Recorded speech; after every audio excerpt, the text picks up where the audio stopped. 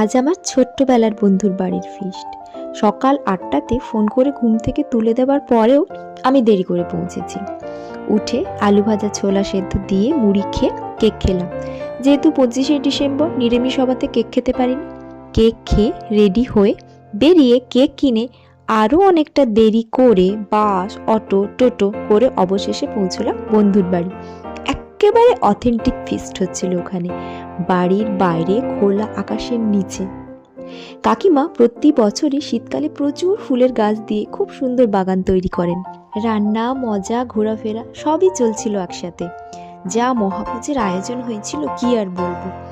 আমি সবার শেষে পৌঁছেছিলাম, তাই আমি করছিলাম কড়াই পরিষ্কার।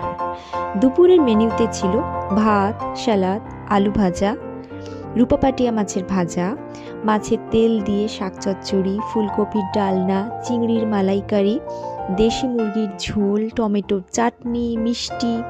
উফ, প্রচুর খাওয়া দাওয়া, একেবারে মহাভোজ যাকে বলে। বন্ধুর বাড়ির এই পুকুর ঘাটটিতে স্কুল কলেজ জীবনে বসে ঘন্টার পর ঘন্টা কাটিয়েছি। কত যে মজা করেছি। বিকেলবেলা পেয়ারা খেলাম, তারপর সন্ধ্যেতে কফি আর কেক। আমরা কিন্তু সেই ছোট্টবেলার বন্ধু, মানে একেবারে নার্সারি স্কুল থেকে। তারপরে নার্সারি স্কুল, হাই স্কুলিং, দেন কলেজ, আমরা একসাথেই থেকেছি। কেক কফি খেয়ে ওঠার পরে আমার সোনা বন্ধু আমাকে পরিয়ে দিল নেল পলিশ। তারপরে কোলাকুলি করে বন্ধুকে বিদায় জানিয়ে বেরিয়ে পড়লাম বাড়ি, কারণ কাল রয়েছে আমাদের পাড়াতে ফিস্ট। দেখা হচ্ছে কালকে। ততক্ষণের জন্য টাটা, ভালো থাকবেন।